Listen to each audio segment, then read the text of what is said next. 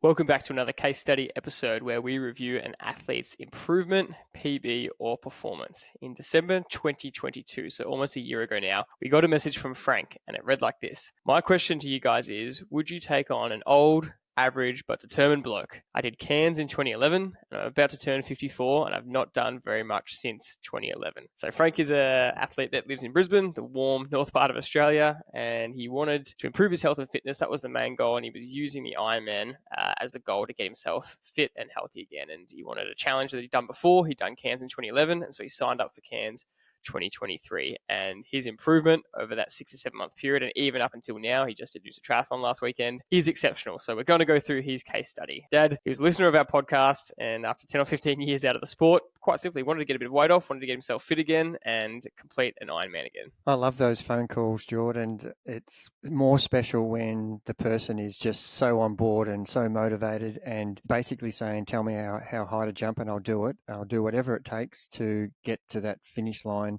for my first goal. And it wasn't just about Cairns. It was about the next 20 or 30 years of his life, being healthy and fit and enjoying from 50 years of age onwards, rather than he could see himself really being unhealthy, and a lot of medical issues would start to appear because you're absolutely engrossed in your work, which he unashamedly says he is, but he's really determined to change that around. And it was a great phone call to have, and I didn't even hesitate. It was like, yeah, absolutely, love to help you. Yeah, the question is, would you help an old, unfit but determined bloke? And the answer is a big yes. So he came to us and he did his first FTP test, and he completed 213 watts for 20 minutes. And as you'll find out in his results, he's come a long way since that first test back in December last year. So talk us through. I mean, he really just wanted some serious guidance and structure getting back into it. And he basically said he has no confidence in what he should be doing. So what do you do training-wise with someone here? They've got a solid 6 or 7 months, which is plenty of time to prepare for an Ironman. Well, not plenty of time, but it's a time that we're happy with, where it's sufficient. So what do you focus on to start with? Finding out what Frank had been doing in the interim, which he, by his own admission, was pretty much not much. And that's the starting point. We have to find where the level of fitness is. It's almost like someone coming from pre-season training after the last season of sport. You might have been at your peak fitness at the end of the season, and now you've come back from a holiday where you've lost a little bit of fitness. Well, Frank's holiday was 10 or 11 years. So he really had a long journey to lose any sort of form or fitness that he had from when he was a younger 40-odd-year-old guy. And, he was just asking for help for, I don't know what to do, how hard to do it.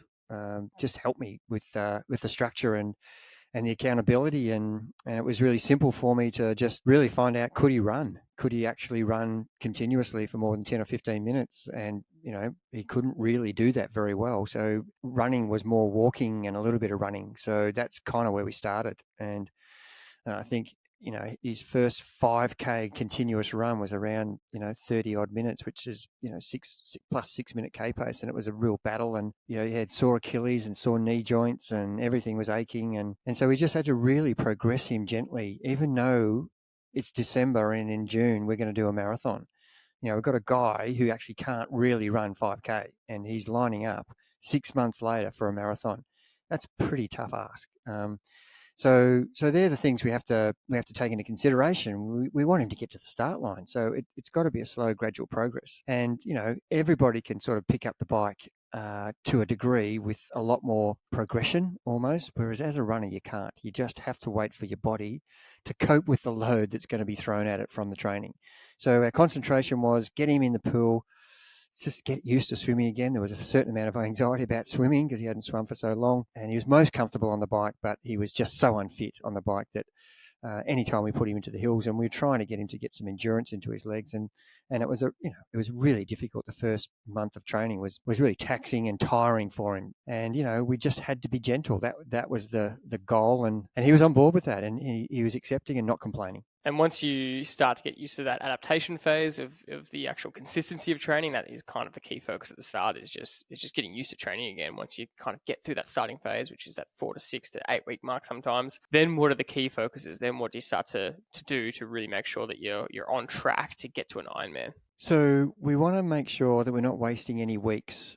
So the first week of training, we tested him as we do with everybody and found out where his power was. And there was no point in testing him for running because he actually couldn't run continuously. So there's zero point in doing that except to injure yourself. If you're going to ask someone to go and do a 5K run when they're not actually capable of continually running for 5K, then that's a mistake. And the swim was fine. We found out where his swim pace was and really just making sure the sessions we gave him, he stayed in those ranges. And then in the first block of training, he was getting the hang of how to stay in the power ranges. For someone who hadn't really trained, power didn't exist in those days.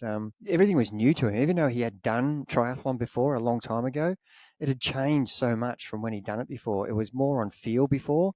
So now he's got this scientific proven method to follow, which is a game changer for him, really. And when you said earlier, 6 months is quite a good time period for someone to do an Ironman.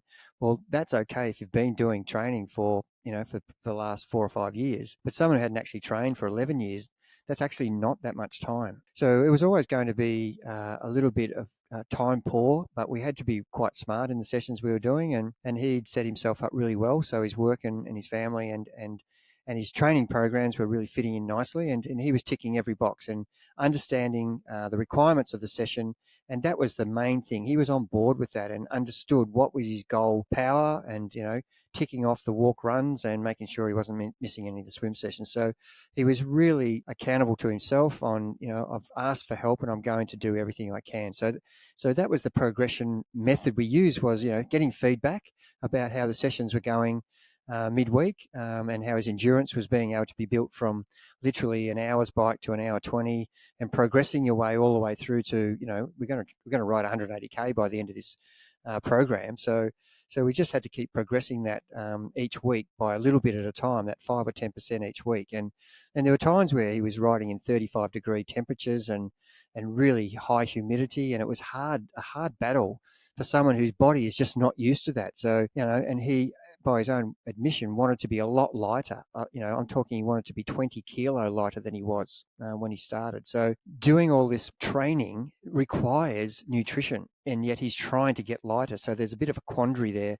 about getting the right amount of nutrition in without actually continuing to maintain your weight stably. So he was kind of a little bit on the edge where he was not trying to eat too much, but I'm saying to him, well, it's important that, for the endurance rides that you don't not be able to get home because you've run out of fuel and you're basically having a hunger flatter, or the bonk, as we call it. And so we went through all that sort of initial learning about what his body could cope with, and he adapted really well. And after the first month of training, we retested, and already he'd moved up. He'd moved up from his 200 and whatever it was. He'd moved up another 5 or 10%. And so we started the next block with new numbers, and that's quite exciting.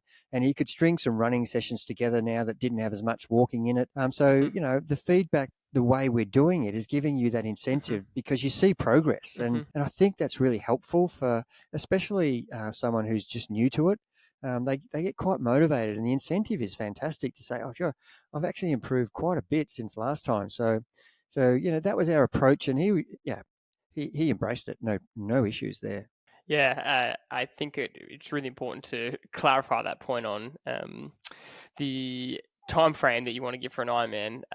Ideally, 12 months is probably what we'd ask for. If someone says, how long would you like to train me for an Ironman? We'd probably say 12 months. And so that's double the 6 months. But I think I was in my head referring to, we just spoke about an athlete on the podcast, the latest episode of the main podcast, who gave us less than 20 weeks. And so in comparison, it's 6 months is a bit better. It was almost 28 or 29 weeks. So that's that clarification there. But the testing point is so valid because, your starting number is your starting number. And, there's no high or low or good or bad. It's just your starting number. But the beauty is, as it just keeps going up, it just gives you more and more confidence as you get closer to race day. And I think that's kind of where I want to go next is that, his final FTP test the week before Cairns Ironman so his first one, remember, was 213 watts for 20 minutes. And then the week before, he did 278 watts for 20 minutes. So essentially a 65 watt increase over that 6 or 7 month journey, which just shows how much stronger he got on the bike. Plus, he really did achieve his goal of shedding a fair bit of weight. Weight really came off him, so he did a really effective job of that. So not only has he gone up 65 watts, he's also gained massive power to watt ratio, which helps your speed because combined with the wattage. So it's just a really exceptional improvement on the bike. And we talk a lot about, where do you focus your areas, especially as a beginner athlete. And he said himself, he's got no confidence where to start. You've got a swim, bike, and run leg to come. You've got a marathon to train for. you might think that, oh, geez, if I'm just walk running, or if I'm not getting these, endurance runs in and building them up fast enough, I'm not going to be good enough on race day. But, you've really highlighted here that the focus at the start was just using the bike to that advantage, and doing that, again, a 65 watt increase plus weight dropping just gives him such an advantage on Ironman day to get through the bike leg while just slowly progressing the run. Yeah, and that can't be underestimated. If you are struggling to get the endurance into your running, the bike will provide so much cardiovascular stimulation, and you're still getting that load into your body, and you want to get to the start line. And, the ideal world is that we do these 60K running weeks, 70K running weeks, but that's just not possible for some people. So we have to be realistic and try to get people to the start line with the minimum amount of running. And that's where the bike and the pool training can actually be quite an advantage. If you can really do a lot of training on the bike, it will transfer across to running. There's no doubt about it. And the excitement for him was, being a 27k an hour rider to start with, and then, being able to ride long distance rides at 30 to 32 k's an hour. And even that 60-minute time trial he did was something around, 37 k's an hour for 60 minutes, where 7 months earlier he was barely doing for 60 minutes 30 k's an hour. So it's just a huge, massive improvement, and you felt fitter, and he was really happy with his whole body shape, and he felt better, and he was saying it was really helping him with work and structure and discipline and all those things that are really just the hidden values of endurance sport can give us. Because if you're going to set a challenge that's enormous, this is enormous. Don't underestimate how hard an Ironman is. And easy to talk about, yes, I'm doing an Ironman, but, the training and preparation and the actual event on the day is one of those things that you'll never, ever forget. And so getting him as fit as we possibly could without killing him was going to be, a tough ask. And he's really motivated to do as much as he could. But even him understanding his body couldn't cope at times, and had to sort of make a note saying, fatigue level's massive, so therefore we'd have to adjust it and not progress the way we wanted to. But yeah, it was massive confidence for him, real improvement in his demeanor about everyday activities, and felt great about himself because he's an improved human being, really. He was a different version of himself. Yeah, one big thing he said, he wanted to show his family that he could do it, and he could get that health and fitness back and set himself up for the rest of his life, which is really awesome. So how was his confidence levels going into Cairns, and how was his experience? Yeah, and right from the outset, he said that I just want to complete the event. I just want to be in a position where I'm not able to finish. And, he was that determined that he would have to crawl if he was going to, falter at any point. But just having a race strategy. And I remember actually I was driving from the duathlon in Canberra up to Noosa, and I was talking to him on the phone for an hour or so about his race plan for Cairns. It was a really interesting conversation. And all the way through, I'm just trying to say to him, here's your ranges for your swim, bike, and run. If you stay in that range, you will be able to get through the event the way you want to. And he just it was just absolutely all on board with that strategy. And, none of this, do you think I can ride faster? No, let's just stay in our lane. This is where we're capable of doing.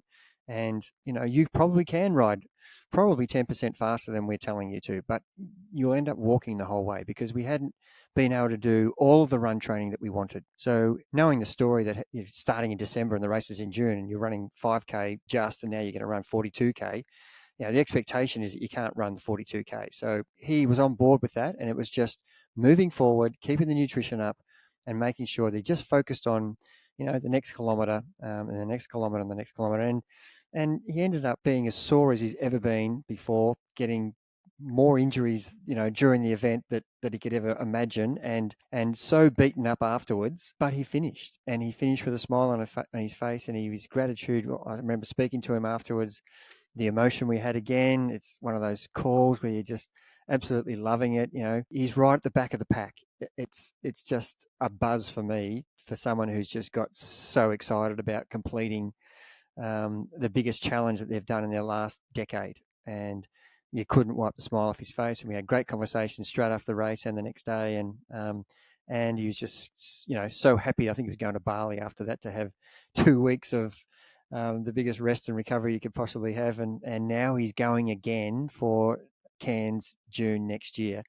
and what a different position he's in now. And we were laughing about it about a month ago when he decided that he's ready to go again. And after he's just done Noosa and done a really good job at Noosa, incredible improvement. I think he did a race at Mooloolaba where he did a 1 hour 14 on the bike, and he did a 1:09 at Noosa, and he ran a 10K at, now he's under 6-minute K for 10K. He ran 59 at Mooloolaba, and he ran 53 at Noosa off the top of my head here.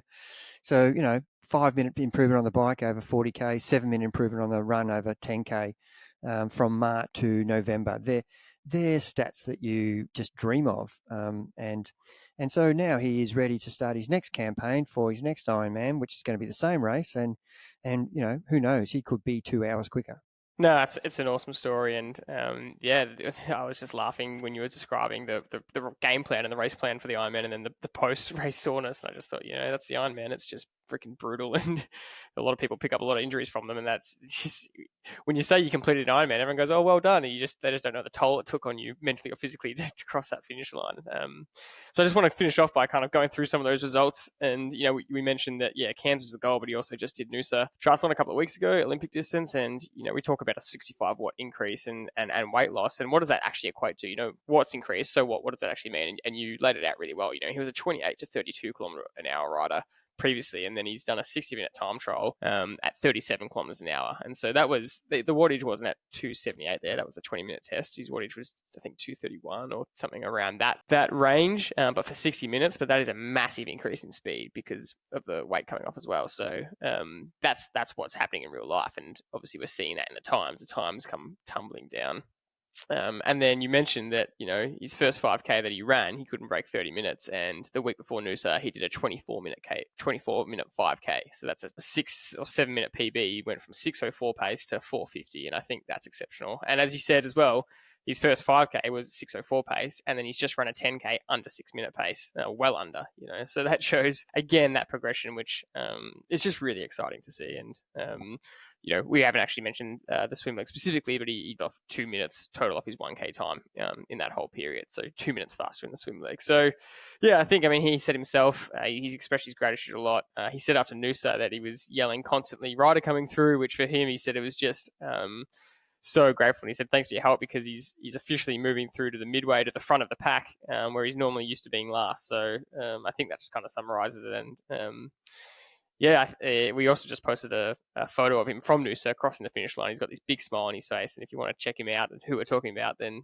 you can go see it on the Instagram page. But I think that smile says it all, that he's really loving this journey, and why wouldn't you when you're getting these improvements? Yeah, and it's great, George, to a person like Frank who is got such determination. I just love that person, that caliber of person, and who's just forever grateful for the assistance, and he didn't do anything special. He just stayed true to the program, and his communication was great about how he's feeling and how he's coping. And more importantly, he just was determined to just make sure, he didn't miss any of the sessions. And he would be quite upset if he, if there was a possibility that he wasn't going to be able to get through any of the days because of other things that got in the way. And once he was on board with it's okay, then, he's a much more measured athlete with his training now.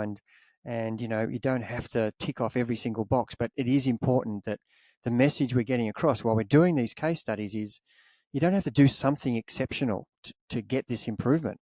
You just have to have a really good structured program where every session counts. And that doesn't mean every session's hard. When I say every session counts, I mean every session counts in its actual goal and outcome that you're trying to achieve, whether it's a recovery session or an endurance session or a high intensity session.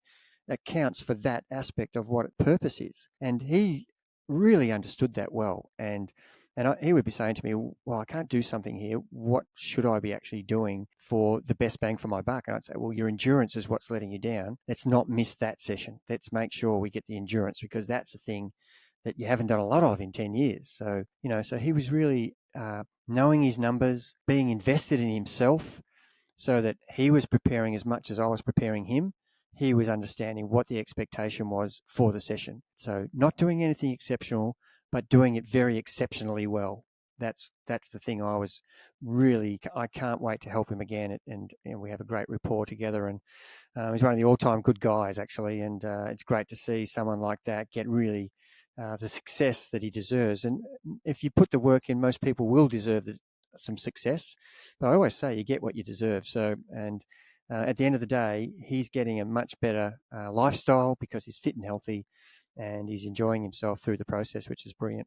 We'll have to do another case study in 8 or 9 months' time once he's finished Cairns for the second time and update how it all went. So that's another case study episode finished. We hope you enjoyed it, and we'll see you as always next week back on the main podcast. Cheers.